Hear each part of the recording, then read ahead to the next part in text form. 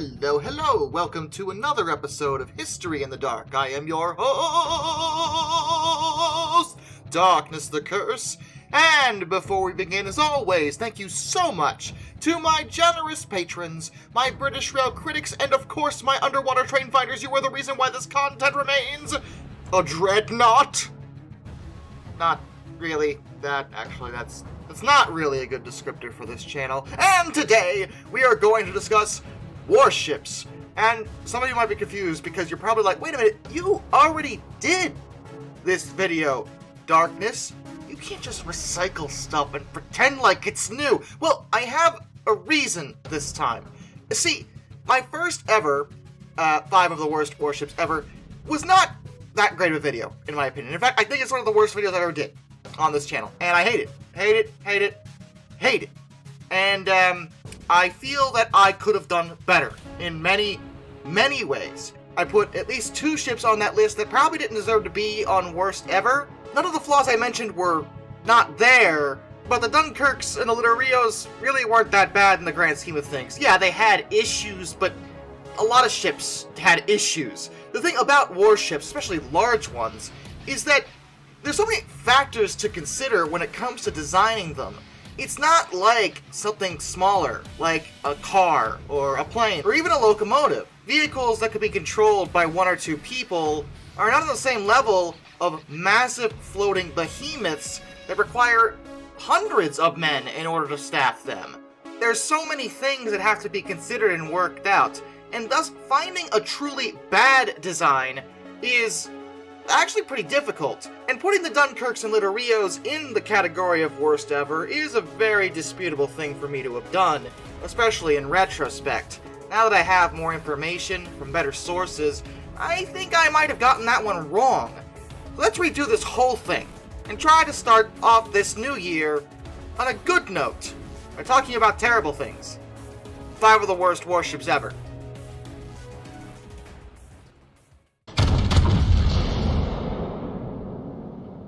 The Grillo-class tracked torpedo motorboats. They're what? What the heck is that a tank? No, it's not a landing craft, it's not anything like that. It's actually exactly what it says it is. These torpedo boats were built for the Regia Marina, which is the Royal Navy of Italy, during the First World War. And they're a little, odd, as you've noticed. See, at the time, Austro-Hungarian forces had pulled their navy back to their harbor defenses. And Italy did have a numerically superior navy, but didn't want to risk their big ships in the confined coastal waters. So they thought they could utilize fast torpedo motorboats to do damage instead, with far less risk to their main fleet. It was actually pretty successful at first, but the Austro-Hungarians countered this by putting harbor booms in place that made it so that the motorboats couldn't actually get close enough to do anything. So they created the Grillo class. They were designed by engineer Attilio Bisio. They were 16 meter, 52 feet, shallow draft motorboats with tracks that were mounted on each side of them. Their appearance is that of British World War I tanks, but the tracks obviously weren't for beaching or anything like that. Driven by 2 5-horsepower electric motors, they were fitted with hooked spikes and intended to grip the large timber bulks from where the cables and nets of the harbor boom was suspended, allowing the vessels to crawl over them and then attack the ships behind. Now, on paper, this is actually a pretty brilliant, if a little eccentric idea, but in tests it totally worked. They could, in fact, crawl over those booms. Their armament consisted of 2 lightweight torpedoes that were mounted on either side of them, and 4 of them wound up being completed. But, in practice, this setup did not actually work very well at all. Quite the opposite. The electric motors they were using were very, very, very slow. These things could only go 4 knots, 7.4 kilometers or 4.6 miles per hour. And during the first attack, on the 13th of April 1918, the 2 boats involved, Cavalletta and Pulse, found that the length of time required by the slow electric motors had been completely misjudged, and they hadn't even reached the boom at all by daybreak. These ships were meant for fast, stealthy attacks, and then to, run away. If they were caught out in the open, well, they'd get obliterated pretty quick. The crews had no choice but to scuttle them, rather than allow them to be captured by the enemy. Then, just the following month, 13th of May, 1918, Grillo was used, and did reach the boom, but, as it turned out, the tracks made a very, very loud, clattering noise while crossing over the wooden beams, and the defenders heard them. She had gotten past 4 of the 5 booms before coming under heavy artillery fire. It's not known whether she was sank or scuttled by her own crew, but either way she was destroyed.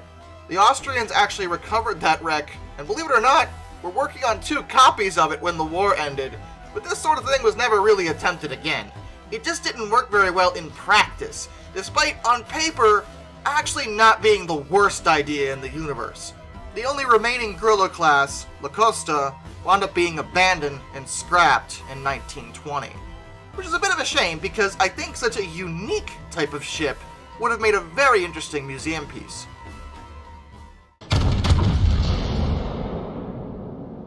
The Italian monitor Fa di Bruno. Okay, I see things are getting good now. What in the world is that? We don't talk about Bruno over here. No, I'm gonna talk about it though. Alright, the first thing to know about this thing is 7-foot frame, rats along it. No, not really. I don't want to get copyrighted by Disney for singing that song. The Fa di Bruno is an Italian monitor. Monitors are... well, they're an interestingly designed warship that doesn't come up very often. They're relatively small, and were neither very fast or strongly armored. They would usually, though, have disproportionately large guns. They were used in the mid-1800s, all the way up to World War II, but their role diminished greatly over time. It was found that they just weren't that great. Like, why have something like a monitor when you could just build a normal ship? And in Fa di Bruno's case, well, I mean, I'm not sure that even counts as a warship. I mean, what's our basis for comparison here? It is quite literally a giant gun, which it does have, mounted on what I can only assume is a raft. It looks like a raft to me. It's not a raft, it is more complicated than that, but it doesn't even have a proper bow. The design was basically that of a self-propelled barge. She was actually only thrown together for the gun. That gun was meant to be mounted on Italy's new battleships they were working on during World War I, the Francesco Caracciolo class. But those were never actually finished. They just had the gun sitting around. So they were like, let's just stick it on a barge. It'll be fine. She wound up displacing 2,854 long tons and had a length between her perpendiculars of 55.56 meters. That's 182 feet 3 inches. She was powered by 2 surplus Thorncroft vertical triple expansion steam engines that were taken from discarded torpedo boats. You may have noticed by now a running theme with this blasted thing is that it was literally put together by parts of other boats that couldn't either be fixed or repaired or finished or anything like that. She had a maximum speed of 3.31 knots. That's 6.1 kilometers an hour, 3.8 miles per hour, otherwise known as nothing. And that was only during her sea trials. Her maximum speed in service was less than that, 2.5 knots, which is disgusting, even for a monitor. Her hull was also surrounded by a concrete cofferdam, 2.9 meters, 9 feet 6 inches thick, and once she was put into service during World War I, she was found to be not very effective at much of anything at all. The gun was big and powerful, but when she was used to bombard Austro-Hungarian positions, she had little effect, if any. Also, she was driven ashore in a storm in November of 1917, and they didn't even bother salvaging her for almost a full year. Technically, she was stricken from the Navy's list on the 13th of November, 1924, but she wound up being put back into service because somehow she was still around at the beginning of World War II as a floating battery known as GM-194. She was towed to Genoa from Venice, because Lord knows she was not going under her own power because it would have taken about 75,000 years for her to do that. And she just stayed there for the rest of the war. The Royal Navy actually bombarded Genoa on the 9th of February 1941, And Fade Bruno did fire back, but only 3 times because one of the first British shells damaged the cable that provided electrical power to her guns. She wound up being captured by the Germans after the Italian armistice, because I guess they really wanted to get their hands on this awesome technology. She was scuttled at the end of the war too, and then eventually scrapped. We just don't talk about Bruno.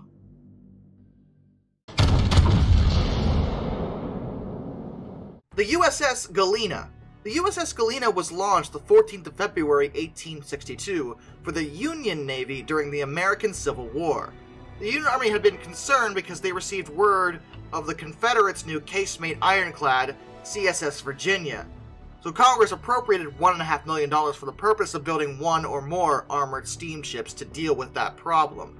Ironclad warships were very new at the time, and there was still a lot of experimentation to be done, which could explain a lot of Galena's problems. A man by the name of Cornelius Bushnell drew up a proposal for Congress that would wind up being the Galena. Galena was actually constructed alongside 2 other ships, the USS New Ironsides, and later the USS Monitor. New Ironsides was using a lot of what everybody already knew, so it was very conservative, whereas the Monitor was very ambitious. Galena was somewhere in between, and it did not work to her benefit. She didn't really combine the advantages of either, and really had the flaws of both. The big problem with her was the armor. It was, meaningless. Her armor meant nothing, even to weapons of those days. When she was finally deployed, she would eventually wind up in what was known as the Battle of Drury's Bluff, which was a hill. The Confederates had fortified that position. Monitor was actually with Galena at the time, and couldn't actually raise her gun high enough to hit the fortified position. Galena could, but didn't do anything. None of her shells did any significant damage. She, on the other hand, took a beating. She was hit 44 times on her port side, and 13 of those hits penetrated her armor. That, wasn't supposed to happen, and yet it did. 13 of her crewmen were killed, and a further 11 were wounded. The engagement had gone so poorly that on the 19th of May, 1863, she was decommissioned for repairs and reconstruction, and most of her ineffective armor was just straight up removed. They took it off. They didn't replace it with anything, they just took it off. Because, well, what was the point of it? If it wasn't going to protect the ship from damage, well, all it did was weigh it down, leaving behind only the armor around the engines and boilers. They did increase her armament, and she did participate in the Battle of Mobile Bay. That went a bit better for her, to be fair. But out of all the early ironclads, Galena is often considered one of the worst, and she just wasn't very good at being an ironclad. She was scrapped in 1872.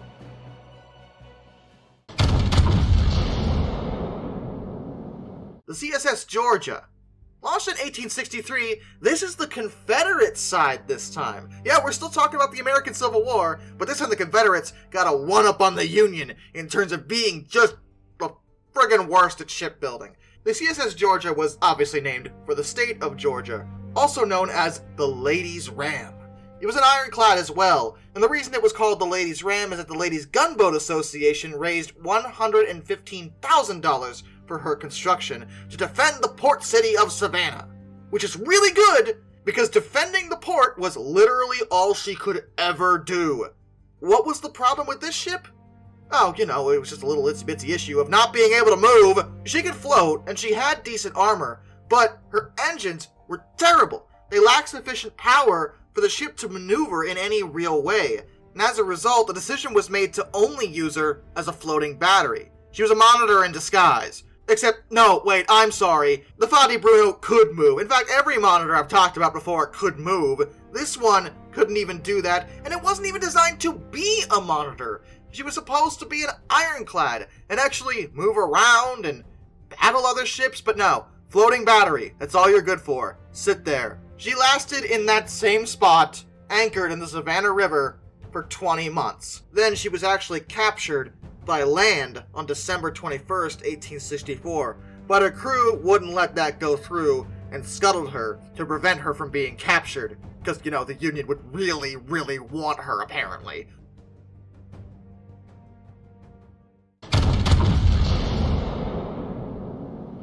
The Vasa.